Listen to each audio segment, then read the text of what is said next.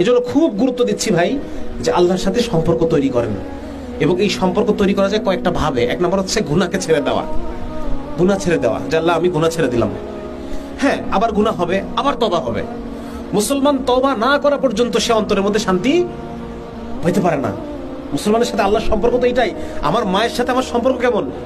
কথার কথা, মায়ের সাথে আমি একটা বেয়াদবি করে ফেলছি, মাকে আমি যদি যথার্থ ভালোবাসি, মা মাফ না করা পর্যন্ত আমি শান্তি পাবো?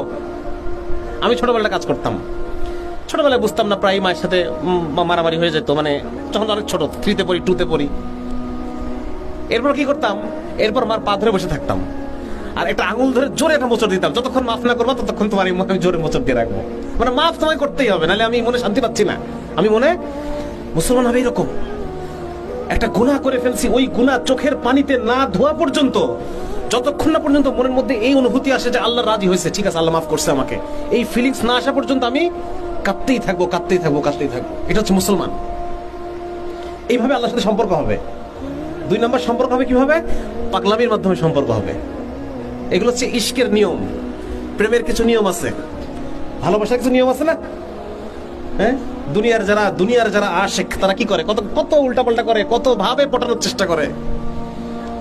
এরকম ইশকের কিছু কমন নিয়ম আছে। আল্লাহ রাব্বুল আলামিনকে পাওয়ার জন্য পাগলামি দেখাইতে হয়। আল্লাহ আমি আপনার জন্য পাগল। শুনবেন, ঘটনা বলবো।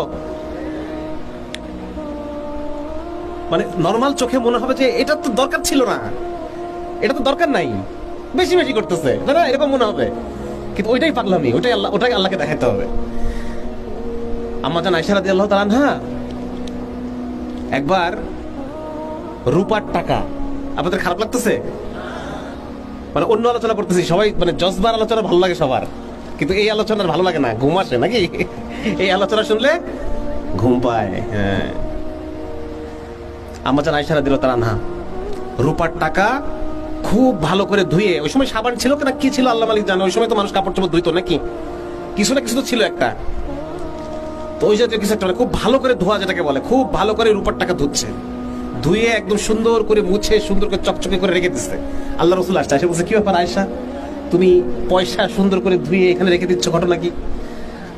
বলি ইয়া রাসূলুল্লাহ, টাকাগুলো ময়লা ছিল, আর আপনি মসজিদের মিম্বরে হাদিস বলতেছিলেন, তখন আমি আপনার মুখ থেকে হাদিস শুনছি যে বান্দা যখন সাদাকা করে আল্লাহ রাব্বুল আলামিন তার ডান হাতে গ্রহণ করেন, আর আমি ময়লা টাকা কিভাবে আল্লাহকে দিব? বুঝা গেছে? এরকম কিছু কিছু জিনিস আল্লাহকে দেখাইতে হয় যে আল্লাহ আমি তোমার জন্য পাগল। এটার দ্বারা কি হয়? সম্পর্ক হয় আল্লাহর সাথে। 2 নম্বর সম্পর্ক হয়, যার কাছে সম্পর্ক করতে চাই তার সাথে যত বেশি কথা বলবো তত বেশি সম্পর্ক হবে নাকি? দূরে দূরে থাকলে সম্পর্ক হবে? যত বেশি কথা বলবেন তত সম্পর্ক হবে। এজন্য আল্লাহর সাথে বেশি বেশি কথা বলতে হবে। আমাদের এক মুরব্বি বলতেছিলেন, আমরা যখন আল্লাহর সাথে দোয়া করি, দোয়া করতে গিয়ে আমরা এমন ভাবে যে দোকানে আসছি, হোটেলে ঢুকে ওয়েটার এই মুরগি ভাত, হ্যাঁ কাচ্চি বিরিয়ানি দিয়ে যাও, এগুলা আমরা এরকম আল্লাহ কাছে, আল্লাহ এই লাগবে ও লাগবে তা লাগবে এগুলো লাগবে, হ্যাঁ আমার পড়াশোনা ভালো করে দাও, আমার নেক বিবি দান করো, সুন্দরী এই বিবি দান করো, এই সেই আল্লাহকে আমরা অর্ডার করি নাকি? দোয়ায় বসে আল্লাহকে অর্ডার দেই, এভাবে হবে না। উনি বলতেন যে ভাই দোয়ায় বসো এবং আল্লাহ সে বাতে করো, আল্লাহর সাথে কথা বলো, আল্লাহর সাথে কথা বলো। বাবা মার সাথে কথা বলি না, বন্ধুর সাথে কথা বলি না, কথা বলি তো, সেরকম আল্লাহর সাথে কথা বলতে হবে। একবারে মনোজাতটা ধরে বলবো যে আল্লাহ আপনি তো জানেনই আমি এই সমস্যার মধ্যে আছি, এখন কি করবো আপনি আমাকে একটু বলে দেন। হ্যাঁ, ইনাহে বিনাহে যত ভাবে বলা সম্ভব এভাবে বলতে হবে আল্লাহ। এবং একটা হাদিস আছে খুব সুন্দর, আল্লাহর সাথে কিভাবে কথা বলতে হয়। আল্লাহর সাথে কথা বলার ক্ষেত্রে কোনো আদব নাই, এটা একটা মজার জিনিস। আল্লাহকে তুই করে বলা যায়, যা ইচ্ছা তাই বলা যায়। রাসূলের একটা হাদিসে আছে, আল্লাহ রাসূল সাল্লাল্লাহু আলাইহি ওয়াসাল্লাম বলেন যে কোনো বান্দা যখন তওবা করে তখন আল্লাহ কেমন খুশি হন। সাহাবীদেরকে জিজ্ঞেস করতেছেন, বান্দা যখন তওবা করে আল্লাহ কেমন খুশি হন? তো বলতেছেন যে উনি উদাহরণ দিচ্ছেন, ধরো এক লোক বিরাট মরুভূমির মধ্যে, কেউ নাই, মানে দূর দূর পর্যন্ত কোনো জনপদ নাই, এই মরুভূমির মধ্যে এই লোকের হঠাৎ করে উটটা হারাই গেছে। তার মানে কি? সে এখন এখানে মরতে হবে, তার উট হারাই গেছে মানে সে আর কোনোখানে ফিরতে পারবে না। তো এইরকম অবস্থায় এই লোক বসে কাঁদতেছে আর মৃত্যুর জন্য অপেক্ষা করতেছে। হঠাৎ করে যখন সে দেখবে দূর থেকে তার উটটা ফেরত আসতেছে, তখন তার মনে কেমন অনুভূতি হবে? অনেক বেশি আনন্দ হবে, আনন্দে চিৎকার করতে পারে। লাফালাফি করবে খানিকক্ষণ যে আমি বেঁচে গেলাম, এই যাত্রা বেঁচে গেলাম। তা আল্লাহ রাসূল বলতেছেন যে ধরো দূর থেকে উটটা আসতেছে, আর ওই লোক এত খুশি যে খুশির চোটে সে ভুলে গেছে সে কে, মানে সে কি বলতেছে। সে বলতেছে যে আল্লাহ আমি তোর রব, তুই আমার বান্দা। এটা কিন্তু হাদিস, সহিহ হাদিস। মানে এতই খুশি সে যে সেই খুশিতে সে হিতাহিত জ্ঞান হারায় ফেলছে। তা আল্লাহ রাসূল সাল্লাল্লাহু আলাইহি ওয়াসাল্লাম বলেন যে বান্দা যখন তওবা করে আল্লাহ এইরকম খুশি হন। সুবহানাল্লাহ, আল্লাহ এত খুশি হন, সর্বোচ্চ পরিমাণ খুশি, যেই খুশি হলে আমাদের হিতাহিত জ্ঞান থাকে না। আল্লাহ এত খুশি হন যখন কোনো বান্দা তওবা করে।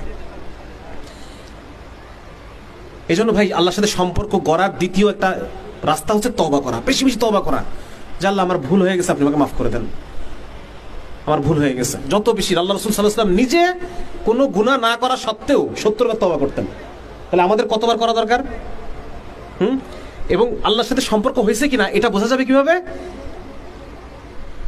এটা বোঝা যাবে আপনি রুকুতে গিয়ে যখন তাসবিহ পড়বেন তখন মনে হবে যে আল্লাহ আমার কথা শুনছে, এইরকম একটা প্রশান্তি অন্তরের মধ্যে আসবে। যেমন ধরেন, মনে করেন যে বড় কোনো ধরেন এমপি সাহেব, মন্ত্রী সাহেবের কাছে আমরা যাই, যাওয়ার পরে তো তাকে আমার নিজের প্রবলেমটা শোনানোর চেষ্টা করি যে আমি এই সমস্যার মধ্যে আছি। তো শোনাইতে পারার পরে মনে হয় যে আমার কাজ হয়ে গেছে, এরকম একটা অনুভূতি আসে। আপনারা কখনো কোনো আপনাদের প্রিন্সিপাল বা অন্য কেউ কারো কাছে যে সমস্যার কথা বলছেন কিনা, বললে পরে মনে হয় যে না ঠিক আছে বলছি, কাজ হয়ে যাবে ইনশাআল্লাহ, এরকম একটা অন্তরে শান্তি আসে। তো যখন আপনি তাসবিহ পড়বেন সুবহানা রাব্বিয়াল আলা, সুবহানা রাব্বিয়াল আযীম, তখন অন্তরের মধ্যে একটা এরকম অনুভূতি আসবে যে আমার কাজ হয়ে গেছে, আমার কাজ হয়ে গেছে। যখন দোয়া করবেন, দোয়া শেষে আপনার মনের মধ্যে মনে হবে আমার কাজ হয়ে গেছে, শুনছে আল্লাহ, শুনছে আর বলছে যে বান্দা যা, হয়ে যাবে তোর কাজ। এইরকম একটা অনুভূতি অন্তরের মধ্যে আসতে হবে। যার কারণে সবাই চেষ্টা করবো তো ভাই ইনশাআল্লাহ, হ্যাঁ, আল্লাহর সাথে সম্পর্ক তৈরি করার চেষ্টা করবো তো ইনশাআল্লাহ, সম্পর্ক তৈরি করার চেষ্টা করবো।